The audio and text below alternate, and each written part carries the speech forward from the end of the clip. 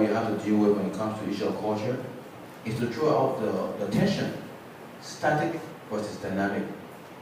Because the belief that culture is static can be held mainly by conservative, uneducated people. I use the word uneducated.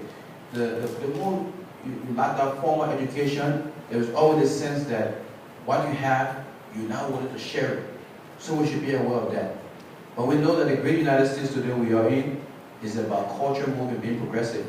So you and I will go with attention. We hear the long story of the American Liberian, the Congo, that's past. The real tension, as a realist, is between us who grew up here, our kids, who when we go back to Liberia with a new sense of adapted culture.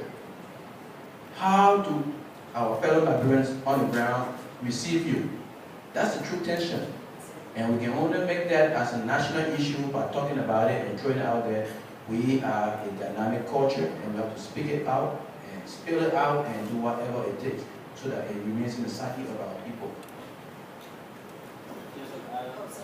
All right, well, I think, first of all, let me just commend Dr. Gay for speaking on education and for the job that you're doing as an individual, helping one or two kids within the Chicago area.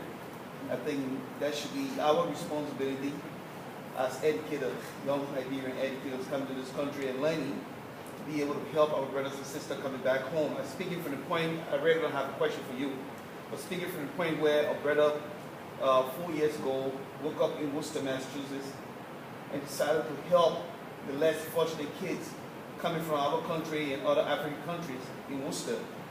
And today we have a very big community called the African Educational Community, which all the guys volunteer their services working for right now. We have over 120 kids, and 75% of them are all Liberian kids. Today, the state of Massachusetts is totally involved in. So I think it's something that we as young people and part of this union can also look into that. Because that's how people measure your education.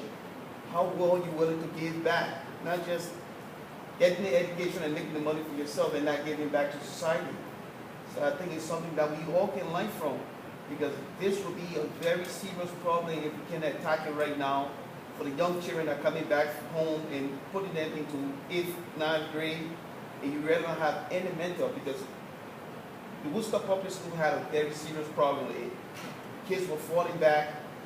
They had to take them into special need classes. They thought they were going crazy, as we put it. That's where mental health come into play. What's wrong with them? They of this age, by this time they should be able to read and write and the rest of it. And since AIDS came into being, the kids now, we have had almost majority of the kids. This year alone, we had an appreciation cook-up for our graduates, and we have almost over 10 some more graduates in Worcester from high school, from kindergarten down to college, coming up from school, and AIDS is doing extremely well. I really hope other communities and states can look into that and see how best they can help the young people. That's a very serious problem. Thank you.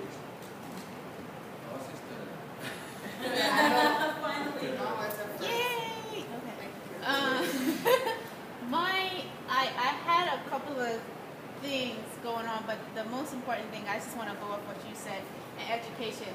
I was in Liberia in April, and when I went there, I had the opportunity to visit some of the campuses, and I was in Painesville, driving to Painesville, and I noticed during the daytime, there's a lot of young men in the streets. And when I got to Liberia, I was warned about it. If you go in, you drive into Painesville, you put your